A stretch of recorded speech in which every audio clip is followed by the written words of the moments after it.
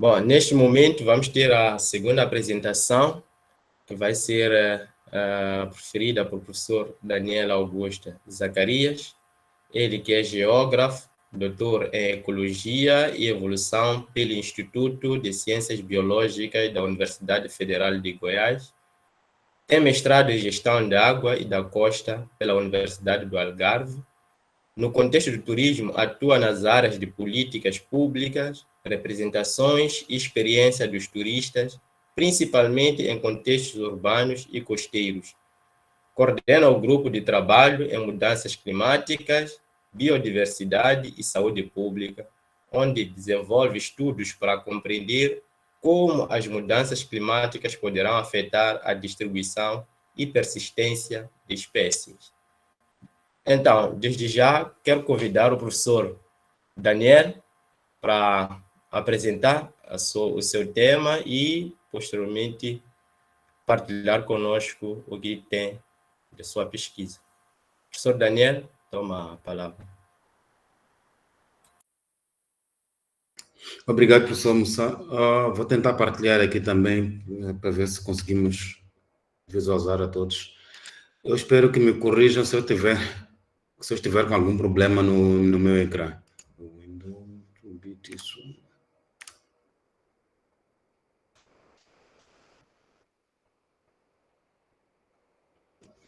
Bom, eu creio que já esteja a passar a apresentação, não sei se é verdade ou não.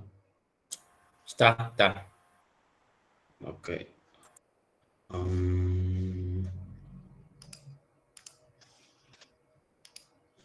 Ok.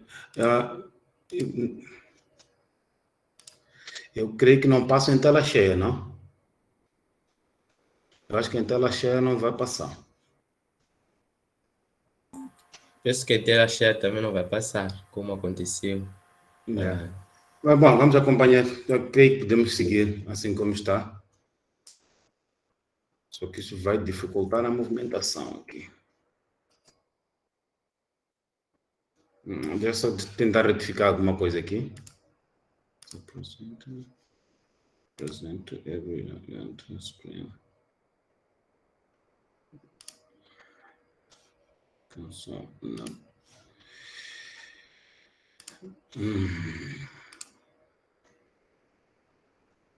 Yeah. Bom, eu creio que tem o mesmo problema do professor Guambe, só que eu acho que o meu ainda é pior, porque eu já nem tenho como transitar os slides. Uma vez consigo desta vez. Eu nem tenho como ir transitando os slides, então creio que vai dar uma ligeira confusão aqui para gerir. Moussa, mudando os slides, consegue ver? Se eu mudar os slides, consegue acompanhar? Daniel, acho que se tentar as setas aí do computador para baixo ou para cima. Não, nem com isso funciona. Opa.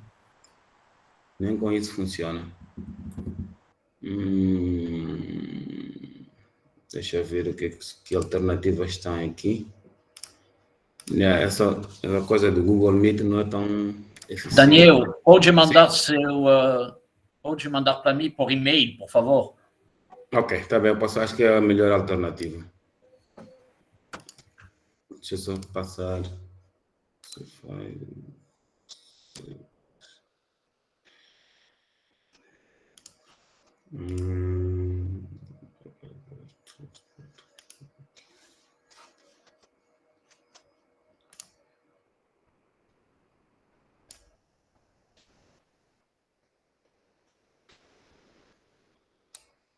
Ok.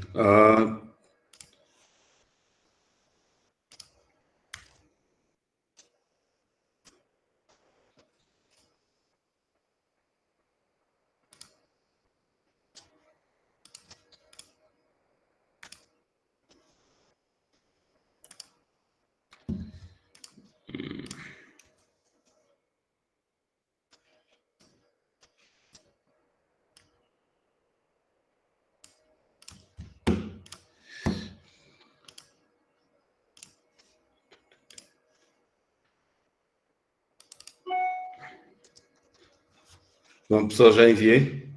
Creio que seja a melhor solução passar por aí. Mas deixa-me tentar uma última vez aqui para ver o que é que sai.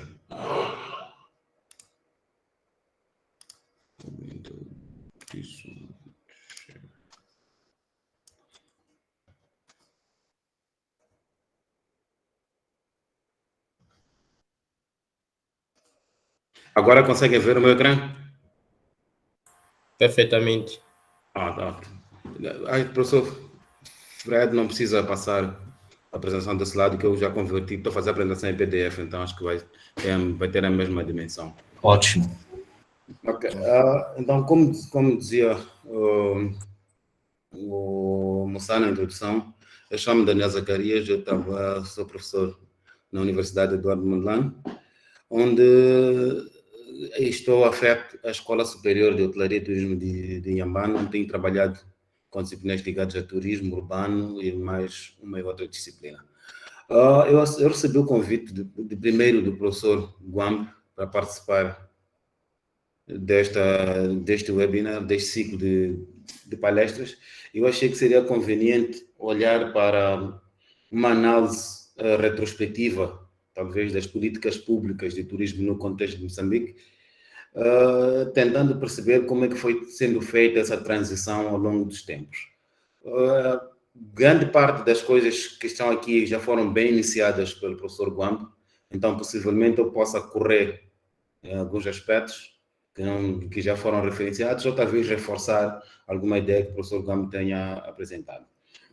A ideia desta apresentação é ver se podemos conversar sobre o percurso em si de criação das políticas públicas em Moçambique, mas também tentarmos enquadrar essas políticas públicas nos riscos que o professor Guambe apresentou, mas também na questão da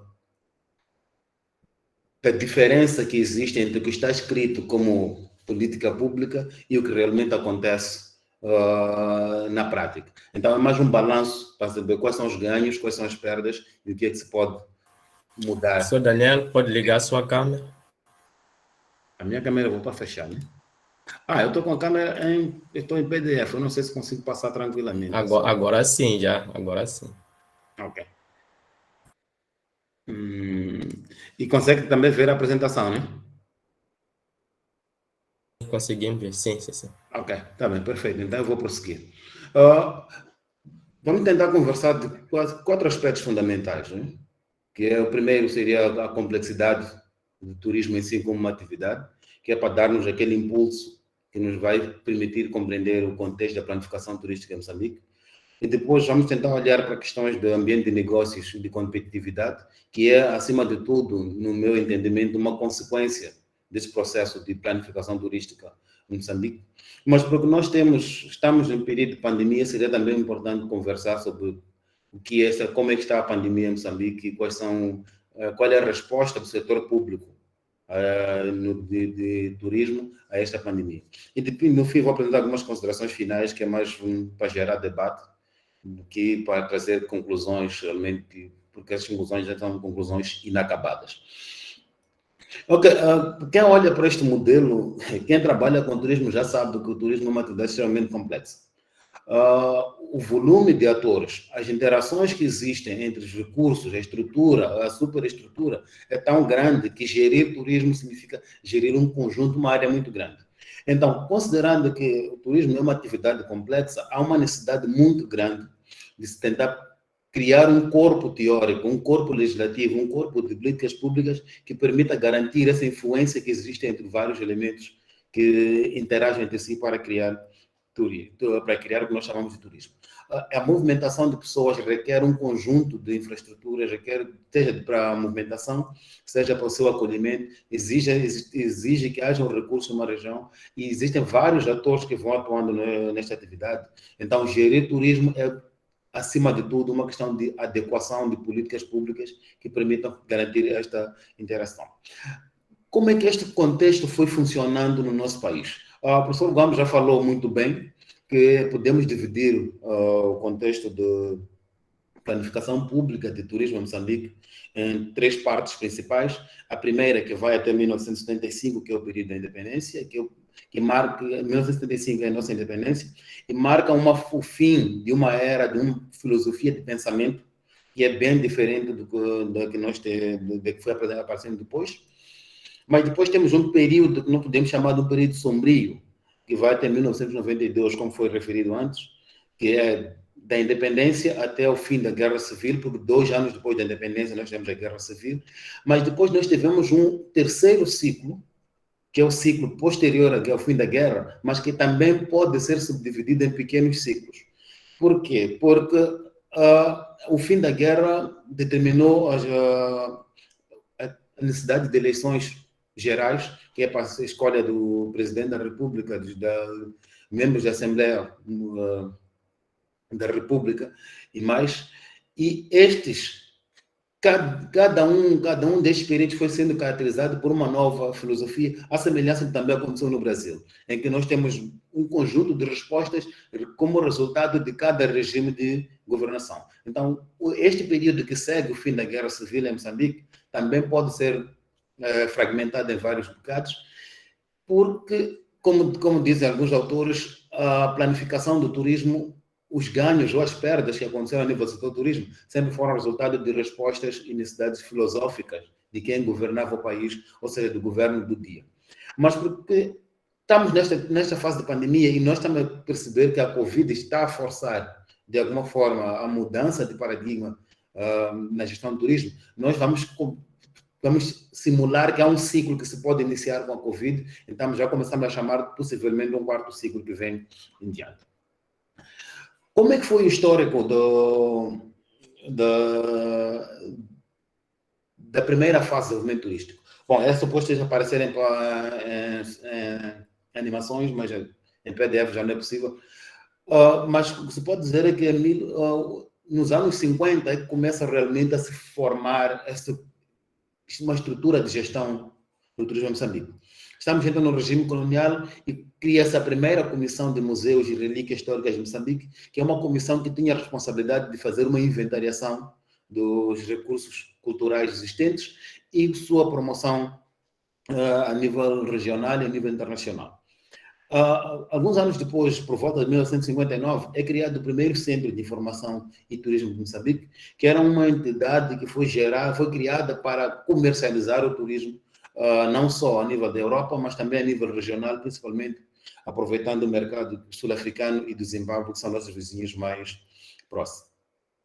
De seguida, por volta de 1960, começam a se criar as primeiras áreas protegidas. Já existiam como reservas de caça, mas dado o elevado consumo dos recursos, houve necessidade de começar a criar de converter algumas áreas que eram reservas de caça para áreas protegidas, principalmente para proteger algumas espécies icônicas na altura, como por exemplo o caso do Parque Nacional de Zinave, que foi criado propositadamente para proteger o avestruz e a girafa, e outras áreas de conservação também foram existindo. Em 1962 são criadas as primeiras zonas de turismo, então marca-se o primeiro processo de planificação territorial, ou melhor, espacial do turismo em Moçambique, e são posteriormente identificadas 3 zonas com potencial turístico, que era a área de Maputo, que é a capital na altura, mas também a área a faixa costeira, o Parque Nacional da Gorongosa e o distrito de Vilanculos e o Parque Nacional da Arquipélago de Bazaruto. Neste processo de crescimento, em 1975, Moçambique já tinha uma estrutura mais ou menos apropriada para o turismo, que é caracterizada por cerca de 285 hotéis, com 4.094 quartos e 8.183 camas. Estes hotéis albergavam cerca de 4.122 funcionários e Moçambique recebia aproximadamente 285.350 turistas.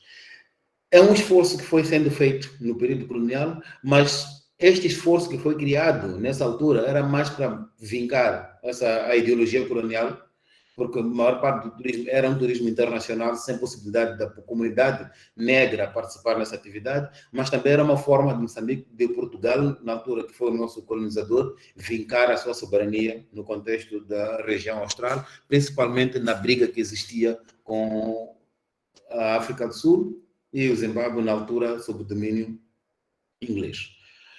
No segundo período, assiste-se a uma regulamentação estatal do turismo em Moçambique.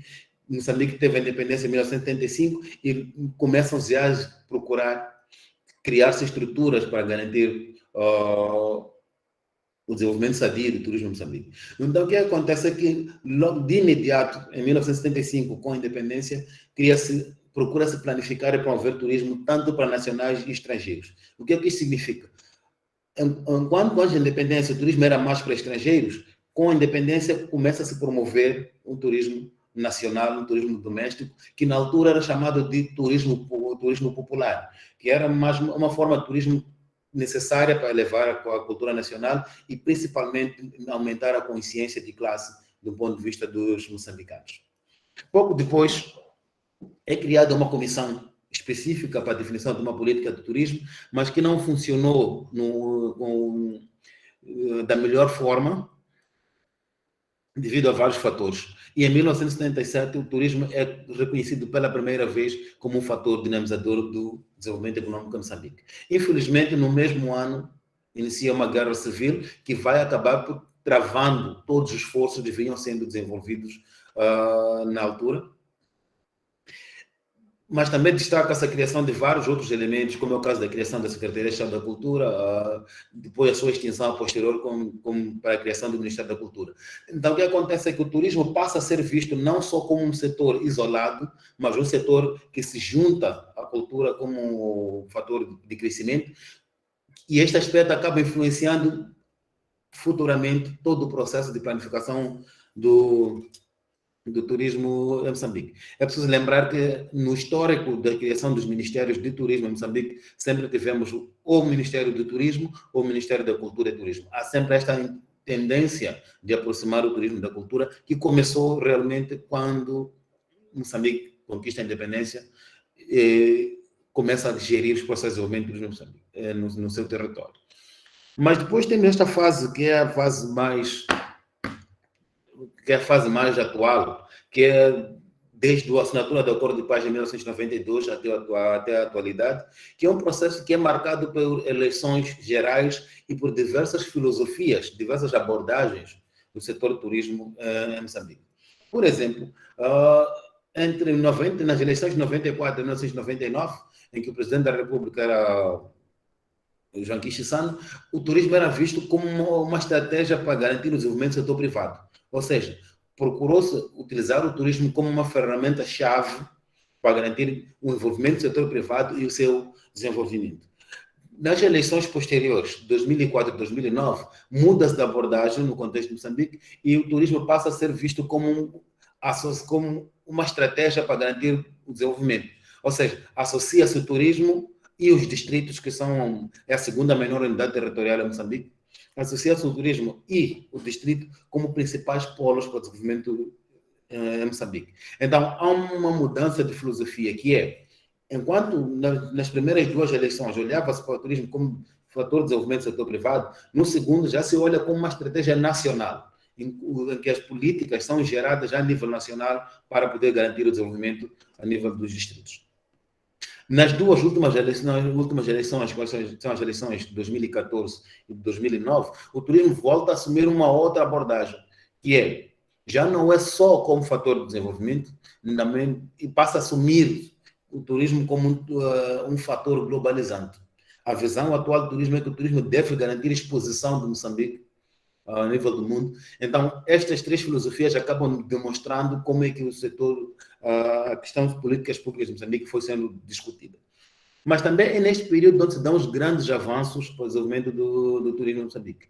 Cria-se o Ministério do Turismo, da Cultura e do Turismo, do Ministério da Cultura e Turismo ao mesmo tempo, porque o Ministério foi sofrendo várias alterações. Começou como Ministério do Turismo, depois houve necessidade de colocar a cultura, depois, numa terceira legislatura, voltou-se a retirar a cultura do turismo e hoje voltamos a ter o Ministério da Cultura e Turismo. Então, esta transição demonstra que há uma preocupação em Moçambique de sempre associar o turismo e a cultura como parte integrante de um mesmo projeto. Um outro ganho que se consegue nesta última fase do turismo é o facto de se ter criado um Instituto Nacional para responder pelo turismo, que começou inicialmente era o Fundo Nacional, era Fundo do Turismo, mas dada a necessidade de sua ampliação e de aumento da sua capacidade de atuação, foi convertido para o Instituto Nacional de Turismo, que é um instituto que é, acima de tudo, responsável pelo marketing, pela promoção e marketing turístico no nosso contexto. É neste mesmo período que são elaborados os planos estratégicos para o desenvolvimento do turismo, que tivemos o primeiro que tinha duração de 2004 a 2013, que era um plano que vincou um aspecto fundamental para o turismo de Moçambique, a necessidade de garantir que até 2024 Moçambique possa acolher 4 milhões de turistas e seja um dos destinos mais vibrantes em África. Há um questionamento se essa abordagem foi muito bem conseguida ou não, mas é uma ambição que foi estabelecida no plano estratégico e foi depois vincada no segundo plano estratégico do desenvolvimento do turismo. Então, Moçambique mantém essa perspectiva de que deve tornar-se uma potência a nível de uma potência turística a nível de África. Mas é neste mesmo período também que se estabelecem as duas estratégias de marketing do turismo, a estratégia 1 e 2, que são criadas a partir dos planos estratégicos e do Instituto Nacional de Turismo para garantir uma maior visibilidade do nosso país no contexto internacional. Estes dois instrumentos de política também refirmo aos planos estratégicos, acabam criando aquilo que são as áreas prioritárias para investimento turístico em Moçambique, que é a primeira abordagem formal para a territorialização do turismo, para a separação de espaços para desenvolvimento turístico em Moçambique. As áreas foram sofrendo mudanças, tanto do primeiro plano para o segundo plano estratégico, mas mantém-se sempre a mesma filosofia. É preciso reservar áreas, reservar espaços para o desenvolvimento do turismo em Moçambique. Mas qual é a consequência disto? É que, infelizmente, apesar de todo o arcabouço teórico de políticas públicas que Moçambique está a desenvolver, e não só no contexto de turismo, mas também no contexto de outras áreas afins, como é o caso da terra, ambiente, biodiversidade, Moçambique não tem conseguido capitalizar o potencial de políticas públicas para garantir rendimento, para garantir visibilidade realmente no mercado internacional. Se nós olharmos para este slide que está aqui apresentado, é um slide que apresenta o ambiente de negócio, que é um índice que captura o desempenho regulatório dos países ao longo do tempo. Se nós formos olhar, este índice varia de 0 a 100, onde 100 é o melhor desempenho, e se nós formos olhar, nós estamos com inúmeras, o nosso posicionamento está sempre abaixo do desejável. Por exemplo, olhando só para estes critérios, Moçambique é um dos lugares onde é muito difícil iniciar um negócio. Se nós compararmos com o contexto regional, Moçambique perde para todos os países da região. Ou seja, Moçambique é o lugar onde é muito mais difícil criar negócio. E esta tendência tem estado a piorar desde os últimos 10 anos. Porque há uma burocratização dos processos que, de princípio, deve ser aliviada pelo conjunto de políticas públicas que vai existindo. Infelizmente, no contexto de Moçambique, nós não temos esse índice. Se formos olhar aqui para baixo, para os índices mais abaixo, nos gráficos circulares, vamos notar que são raros indicadores de Moçambique que estão acima de 50, que seria a fasquia média, a fasquia aceitável. Por exemplo, se nós quisermos, o nosso contexto de comércio internacional é dos mais difíceis na região e também no mundo. Então, apesar de estarmos a capitalizar nas estratégias públicas de gestão do turismo, o Moçambique perde porque fora do turismo as outras estratégias continuam a apertar o contexto de desenvolvimento de Moçambique. Outro aspecto que se pode destacar é a questão da competitividade. O que é de competitividade turística? É quão atrativo é Moçambique para a realização de investimentos. Então, o Fórum Econômico Mundial elaborou um índice global que é baseado em 4 fatores principais, que é o ambiente favorável, políticas e condições favoráveis ao turismo, a infraestrutura, os recursos naturais e culturais, como estratégia de perceber como é que os países se comportam ou se comparam em termos de competitividade. Infelizmente, continuamos com a mesma senda. Apesar de termos um quadro legislativo muito bom, esse quadro legislativo não se verifica a nível do desempenho econômico do país. Nós vamos anotar, este é o rendimento, esta é a performance de Moçambique no último relatório, que é o relatório de competitividade de 2019, e se formos anotar todos os indicadores, que é estas áreas circulares, estes círculos, pequenos círculos aqui, vamos notar que Moçambique está sempre abaixo da média. De tal modo que Moçambique ocupa a posição 127 numa classificação de 140 países. Ou seja, Moçambique está na cauda da competitividade turística internacional. Nenhum indicador nosso mostra alguma liberdade, alguma tranquilidade, à exceção, talvez, da competitividade de preço e também da abertura internacional. Mas para os outros indicadores, Moçambique sempre apresenta indicadores muito aquém do que seria desejado. E se nós formos a comparar do ponto de vista de região, que é este gráfico, se compararmos com a região austral de África, com a região mais a sul do continente, vamos notar que Moçambique perde em quase todos os indicadores. Ou seja, Moçambique é dos países menos competitivos a nível da África. Não se justifica, principalmente considerando que é um país que tem um arcabouço legislativo de turismo muito bom e muito forte. Então, há uma necessidade, parece existir aqui um desbalanço, um desequilíbrio entre o que se pensa no setor do turismo e o que se pensa em outras áreas de administração que acabam descompensando o esforço que se faz no contexto do turismo. Se nós compararmos com os nossos vizinhos a nível da região oriental de África, onde está, por exemplo, a Tanzânia, nós vamos descobrir que voltamos a ter rendimentos abaixo do desejado. É só para ver que a Tanzânia a região são os losangos e Moçambique são os círculos, e nós, em alguns indicadores, estamos abaixo do contexto regional. Ou seja, apesar de sermos uma potência turística, como falou o professor Gwambo, nós temos dificuldades de nos equipararmos ou de competir nas duas regiões que nos são mais próximas. Não podemos competir com a região austral. Estamos em crise, estamos em dificuldades, não conseguimos competir com a região oriental e fica ainda mais complicado quando pensamos só nos países insulares, que é o caso de Madagascar, Maurícias, que nos acompanham no Oceano Índico. Então, há um descompasso entre o que se pensa no turismo e o que se pensa a nível de política pública no contexto de Moçambique. A consequência é que nós continuamos a ser um dos países que recebe mais turistas na região, mas é dos países que menos ganha com os turistas que entram. Se nós olharmos para estes dois gráficos que eu vou apresentando aqui, vamos notar que Moçambique é esta linha, a segunda linha de cima a baixo. Vamos notar que o número de turistas está estável. Nós temos uma tendência de número de turistas razoável no país.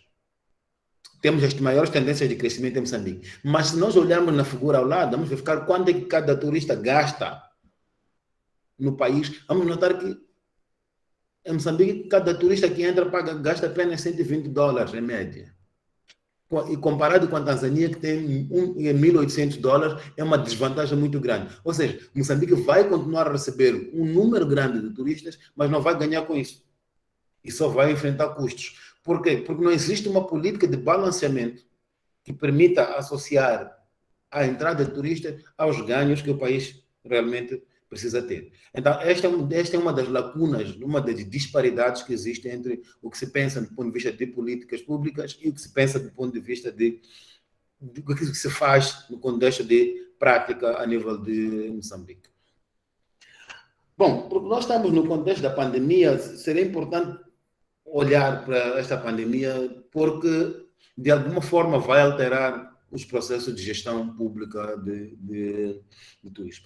Uma análise realizada há pouco tempo por um dos meus estudantes buscava perceber qual é o contexto do risco nas políticas públicas de Moçambique. Quase nada.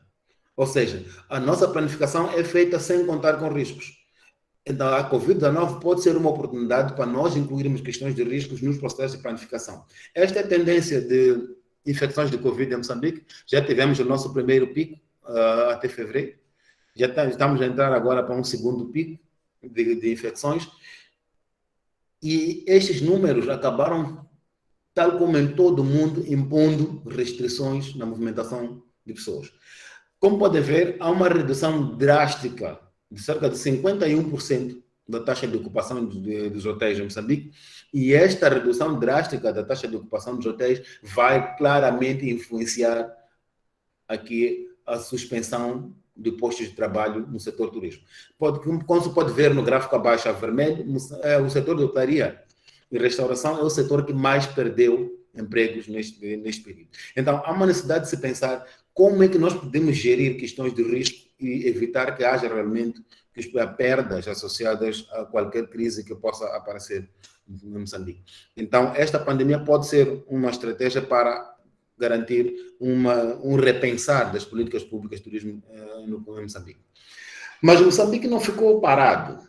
O Moçambique foi desenvolvendo um conjunto de medidas que poderiam garantir, reduzir o sufoco que as empresas dos vários setores foram sujeitas, principalmente o setor turismo. Então foram criando várias oportunidades, como é o caso de suspensão de obrigações tributárias, a criação de créditos para importação, moratórias de pagamento de juros de capital de crédito e até a criação de novos créditos bancários como forma de garantir que o setor turismo, a economia funcionasse e principalmente o setor turismo se mantivesse.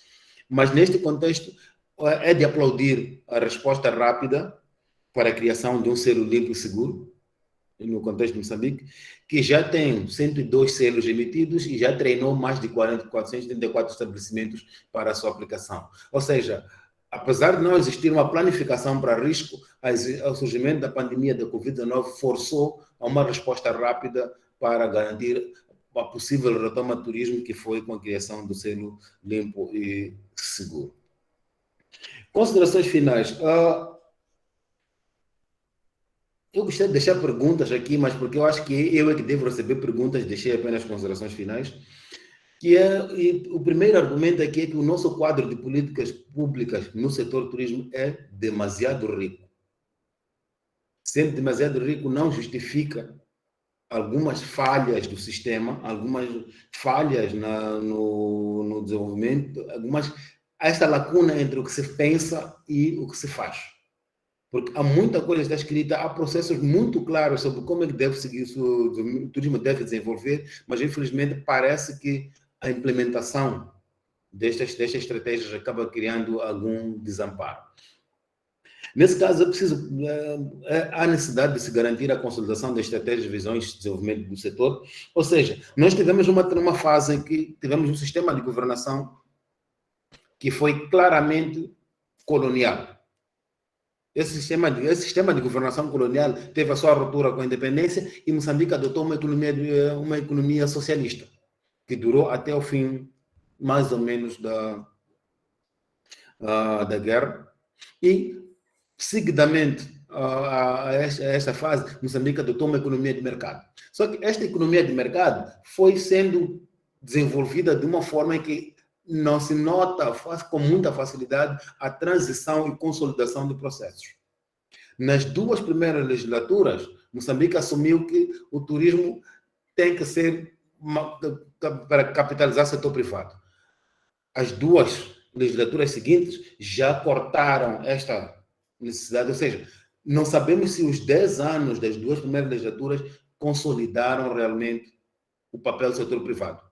Mas 10 anos depois, tivemos que trocar e partir para o turismo como distrito como polo de desenvolvimento, que depois de 10 anos teve uma outra ruptura e passamos para o turismo globalizante. Então, é preciso garantir-se que estes ciclos de desenvolvimento do turismo possam ser fortes e possam se consolidar, porque sem consolidar o nosso processo de desenvolvimento do turismo em Moçambique não serão frutíferos. Outro aspecto Moçambique precisa aproveitar a sua diversidade turística, que é altamente competitiva na região, para potenciar o crescimento do setor de turismo. Parece existir um desfazamento entre o que nós temos como recursos turísticos e o processo de desenvolvimento do turismo, tal como ele vem acontecendo. Este é o meu último slide. Obrigado pela atenção. Eu vou aguardar perguntas, comentários, questionamentos, etc. Muito obrigado.